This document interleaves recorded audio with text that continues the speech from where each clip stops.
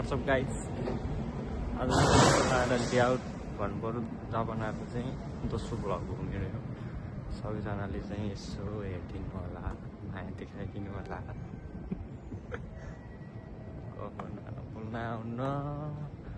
बोल्नलाई बोल्न त पाउँछ केही छैन। यस्तो यो चाहिँ हाम्रो एकी भयो होइन। अब हामी त लाएर जान्छौँ एकीमा अनि हेर्दै गरौँ ल। यो चाहिँ सधैँ चल्ने मेरो एकी भइहाल्यो होइन। अब हामी इन्टर गर्छौँ।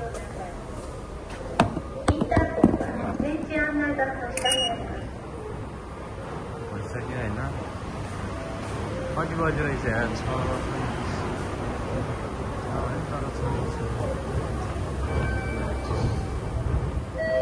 6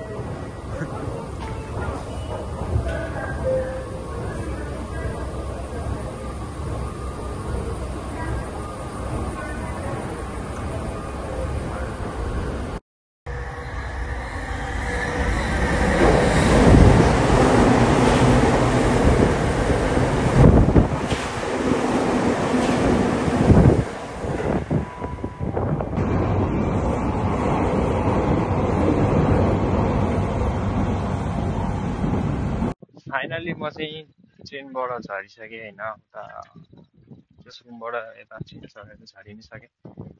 जे भयो नि त्यो धेरै देखाएन मैले चाहिँ आज भिडियोहरू। ट्रेनतिर चढेको हिसाबले झरिसकेपछि देखाउँ भन्ने हिसाबले होइन। यस्तै हो, अगाडि अनुहार देखाएर भिडियो बनाउनु लाग्छ होइन। बनाएकै छ फर्स्ट टाइम हो, त्यस कारणले थोप्स जस्तो भए पनि जज नगरिदिनु होला। थोप्स भनेको यस्तै हो। त्यो भएर ठ्याक्कै ठाउँमा चाहिँ पुगिसकेको होइन। म पुगिसकेपछि चाहिँ म अनुहारवाला होइन कि उता ब्याकग्राउन्डवाला चाहिँ भिडियोहरू बनाउँछु म प्रायः जसो। जस्तो भयो नि हेरिदिनु होला।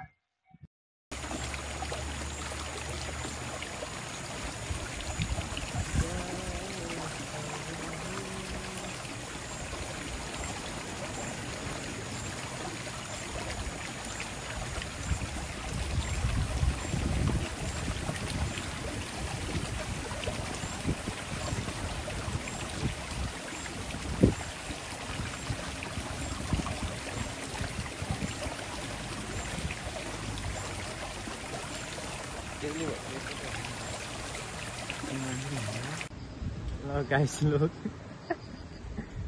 ठाउँमा चाहिँ पुगेको छैन होइन अहिलेसम्म। अब तत्त लाएर गर्मी भएको अवस्था र म चाहिँ पार्कतिर बसिरहेको छु।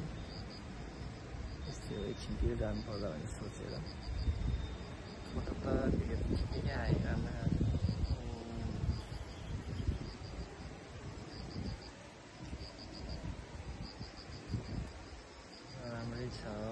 मान्छे खासै राम्रो त छैन तर भिडियो त ठिकै आउने हो। फोटो भिडियो त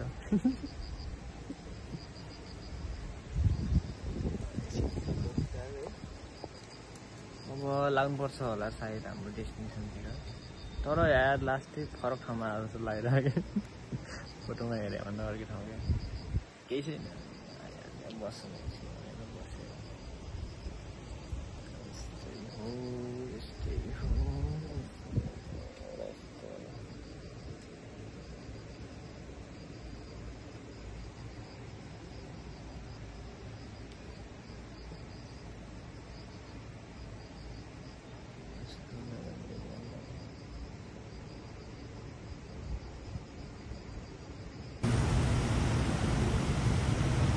गाइजहरू के हो नि हो गाइज।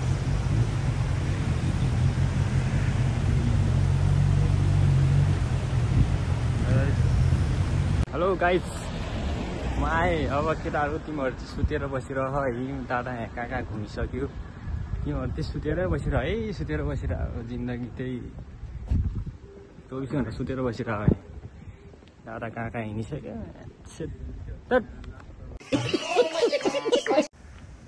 ल केटा हेर है, भानुभक्त आचार्य हेरे भानुभक्त आचार्य आचार्यजीको त ध्यान गरिरहनु भएको छ।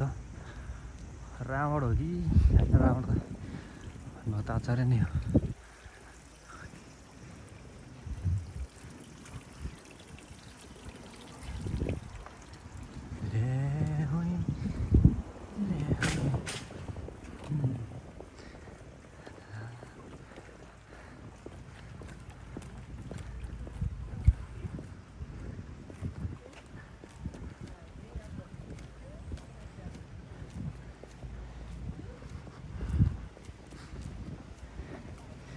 नेटमा देखाए मन्दिर त्यही रहेछ यार, मोबाइलमा देखाएको नि मन्दिर त्यही रहेछ। त्यो कता जाउँ रहेछ।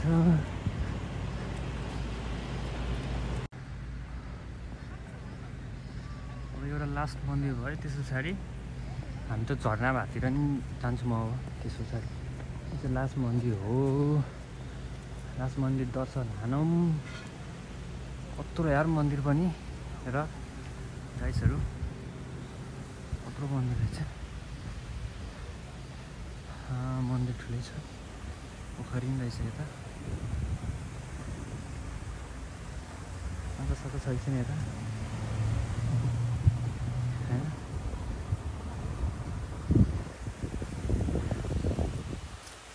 आज मौसमले चाहिँ खत्रै साथ दिइहाल्छ। यति गर्मी छैन र हिजो अस्ति गर्मी यति हुन्थ्यो नि। आज चाहिँ बबाले मौसम हो, मान्नै पर्छ आजको मौसमलाई।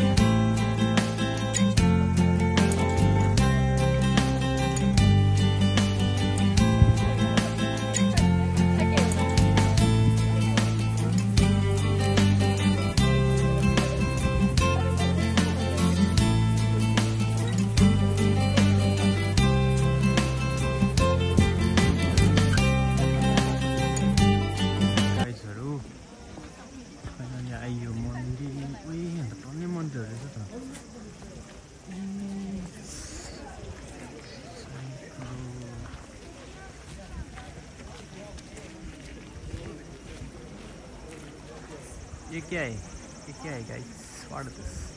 टोकीको जस्तै रहेछ यो मन्दिर।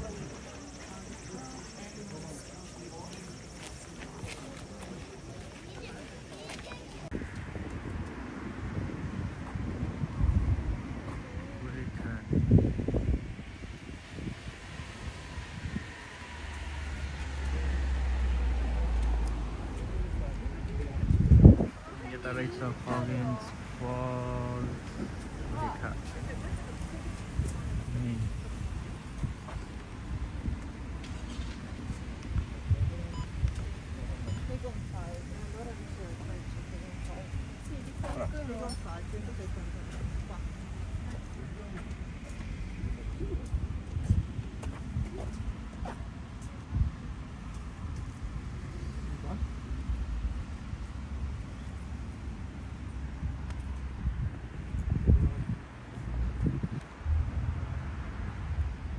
यता नै हो गाइजहरू, हामी सही बाटो छौँ।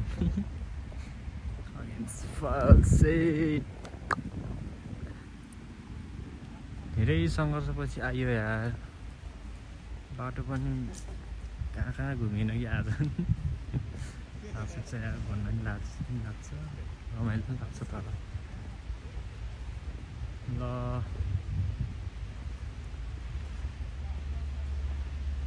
यस्तै हो साथीभाइहरू। सिखानु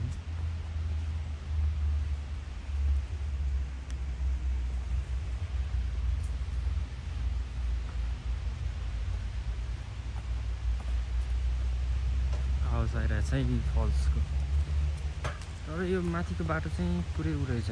त्यो हाम्रो त नेपालको 7 घुम्ती छैन, त्यस्तै 7 घुम्तीवाला नै छ। माथिबाट हेर्ने क्या हो यहाँ त फल्स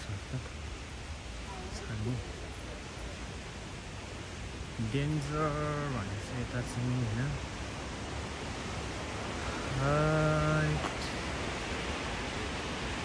चाहिँ कतै आइरहेछ के छ त तल जान मिल्छ होला आई थिङ्क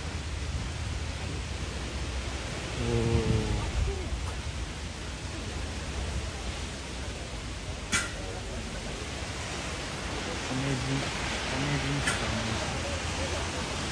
like very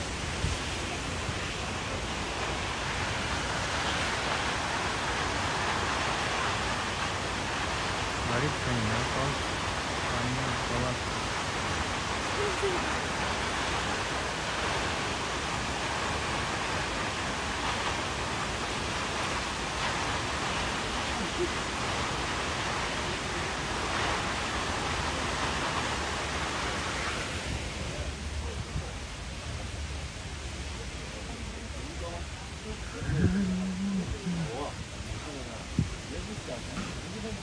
जहाँ गए नि नेपालीहरूको चलपल चाहिँ हुने हो क्या यस्तै छ यार सेम छ है तल म अब यही हेर्न तल जाँदैछु एन्ड एलिभेटर प्लेटफर्म भनेको छ चल्दिउँ तर चल्नै पर्यो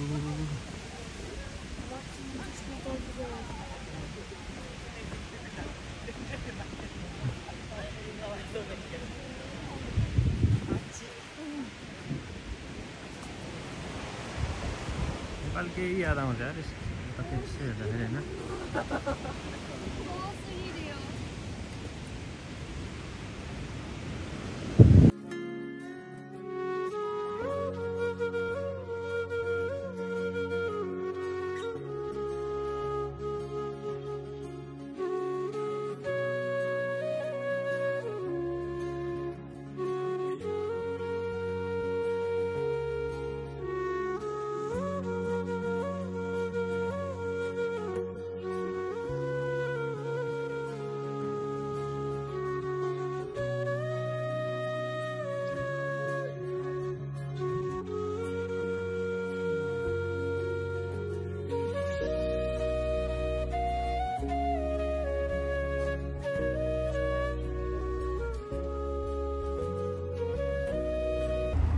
गाइजहरुको अब हाम्रो आजको चाहिँ लास्ट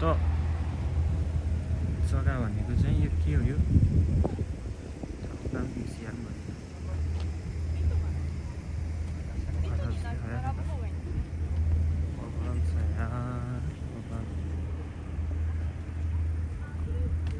G7 निको रे G7 निको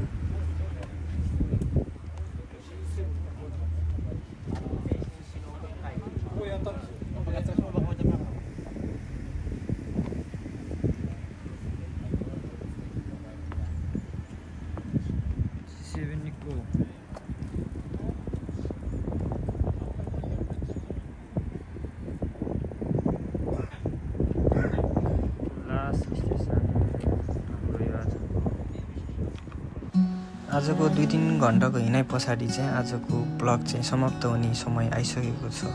टोकियोबाट 2-3 घण्टाको बाटोमा रहेको यो निक्को भन्ने ठाउँ चाहिँ धेरै नै रमाइलो लाग्यो मलाई। सबै ठाउँमा घुम्यो भन्दा यो चाहिँ अलिकति रमाइलो लाग्यो। जस एक ठाउँबाट ओर्लिसी अर्को ठाउँमा फेरि 2-3वटा स्टेसन टाइपको चाहिँ थियो ठाउँहरू, झरनाहरू सबै त तालहरू सबै घुमियो, रमाइलो नै भयो। हजुरहरू पनि जानु होला यसो टाइम मिलाएर, राम्रो छ ठाउँ। यति भन्दै आजको ब्लग चाहिँ म यहीँ टुङ्गाउन चाहन्छु। यति बेलासम्म हेरिदिनु भयो त्यसको लागि धेरै धेरै धन्यवाद। अर्को भागमा भेटौँला। हस्त धन्यवाद। By by.